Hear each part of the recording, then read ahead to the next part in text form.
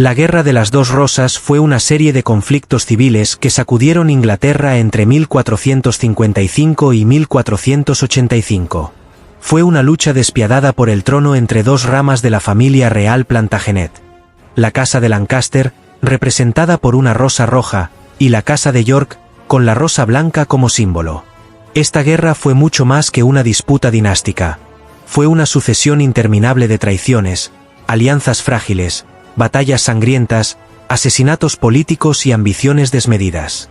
La historia real, que duró 30 años, tiene tantas intrigas y personajes fascinantes que parece sacada de una novela de fantasía, pero todo ocurrió de verdad. El detonante principal de esta guerra fue el debilitamiento de la autoridad real bajo el reinado del rey Enrique VI, un hombre profundamente piadoso pero mentalmente inestable. Enrique VI provenía de la Casa de Lancaster. Ascendió al trono cuando apenas era un bebé, tras la muerte de su padre Enrique V, uno de los grandes guerreros de la historia inglesa. Durante su niñez y adolescencia, el país fue gobernado por regentes, y cuando finalmente asumió el poder, demostró no estar capacitado para reinar. Su mente era frágil y sufría episodios de locura en los que quedaba completamente catatónico, durante meses. Su incapacidad para gobernar convirtió al reino en un caos.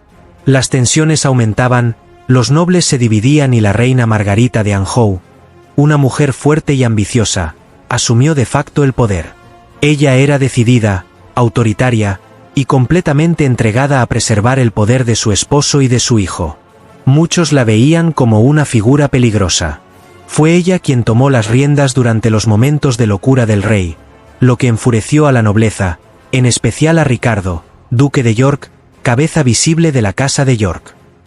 Ricardo de York tenía sangre real y un derecho legítimo al trono, posiblemente incluso más fuerte que el del propio Enrique VI. A medida que el reino caía en la anarquía y el rey perdía la confianza de sus súbditos, Ricardo fue ganando aliados.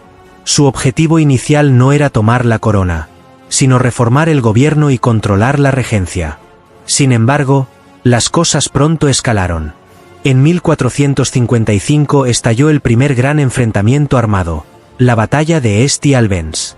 Aunque fue una escaramuza relativamente pequeña, marcó el inicio oficial de la guerra. Ricardo de York logró capturar al rey Enrique y tomar el control del gobierno, aunque no la corona. A partir de ese momento, comenzó una lucha intermitente entre las dos casas, con periodos de aparente paz intercalados con estallidos de violencia y traiciones. Ricardo no viviría para ver su ambición cumplida. Fue asesinado brutalmente en la batalla de Wakefield en 1460. Su cabeza fue exhibida en una pica, coronada con una corona de papel. Pero su legado no murió con él. Su hijo mayor, Eduardo, recogió el estandarte de la Casa de York y se convirtió en uno de los líderes más carismáticos y decididos de la guerra. Eduardo fue proclamado rey en 1461, tras una victoria decisiva en la batalla de Towton, considerada la más sangrienta jamás librada en suelo inglés. Se estima que murieron más de 20.000 hombres en un solo día. Con la derrota de los Lancaster, Eduardo IV se coronó rey y Enrique VI fue capturado y encarcelado en la Torre de Londres. Pero la historia no terminó allí. Eduardo se enemistó con su principal aliado, Ricardo Neville, conde de Warwick, conocido como el Hacedor de Reyes. Warwick había sido fundamental para llevarlo al trono, pero se sintió traicionado cuando Eduardo se casó en secreto con Isabel Bodville, una viuda de origen noble pero sin gran influencia.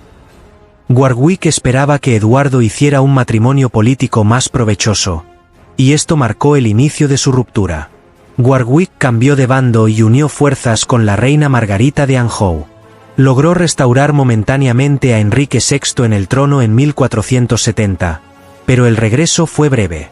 Eduardo huyó, reorganizó sus fuerzas y regresó con más apoyo. Derrotó a Warwick en la batalla de Barnet, donde el viejo conde murió en combate.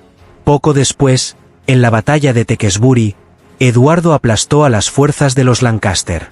El príncipe heredero, hijo de Enrique y Margarita, fue asesinado, probablemente ejecutado tras la batalla. Sin heredero, y con su causa destruida, Enrique VI fue asesinado en la Torre de Londres poco después, poniendo fin a la línea directa de los Lancaster. Eduardo IV reinó con relativa estabilidad durante los siguientes 12 años, pero al morir en 1483, dejó a su hijo Eduardo, de solo 12 años, como heredero. El niño fue proclamado Eduardo V, pero nunca fue coronado. Su tío, Ricardo, duque de Gloucester, asumió la regencia, pero rápidamente tomó el poder para sí mismo. Alegando que los hijos de Eduardo IV eran ilegítimos por un supuesto matrimonio previo del rey, Ricardo se coronó como Ricardo III. Los jóvenes príncipes fueron llevados a la Torre de Londres y desaparecieron misteriosamente. Se cree que fueron asesinados, y la mayoría de los historiadores apunta a Ricardo como el principal responsable. Su reinado fue breve y turbulento. Aunque era un hábil administrador y militar, su reputación como usurpador y asesino lo volvió impopular. Además, surgió un nuevo contendiente al trono, Enrique Tudor, descendiente lejano de los Lancaster por vía materna. Enrique Tudor regresó del exilio en 1485 con un pequeño ejército y enfrentó a Ricardo en la batalla de Bosworth. Allí, en un combate decisivo, Ricardo fue derrotado y muerto. Sus últimas palabras, según la leyenda, fueron: un caballo, mi reino por un caballo. Fue el último rey inglés en morir en el campo de batalla. Con la victoria de Enrique, la Guerra de las Dos Rosas llegó a su fin. Se coronó como Enrique VII y para consolidar la paz, se casó con Isabel de York, hija de Eduardo IV. Esta unión simbólica entre las dos casas puso fin oficialmente al conflicto y dio nacimiento a la dinastía Tudor, que gobernaría Inglaterra durante más de un siglo. El nuevo símbolo de la monarquía fue la rosa Tudor, una fusión de la rosa blanca de York y la roja de Lancaster, representando la unidad tras décadas de guerra fratricida. La Guerra de las Dos Rosas dejó un país profundamente herido, una nobleza diezmada y una nueva dinastía que marcaría el inicio de la Inglaterra moderna. A lo largo de los años, esta guerra ha inspirado incontables novelas, obras de teatro y series. William Shakespeare inmortalizó a Ricardo III como un villano ambicioso y deformado, y en tiempos modernos, la historia fue una de las principales influencias para George R.R. Martin al crear el universo de Canción de Hielo y Fuego. Porque pocas veces en la historia real ha habido una lucha por el poder tan intensa, tan trágica y tan épica como la Guerra de las Dos Rosas.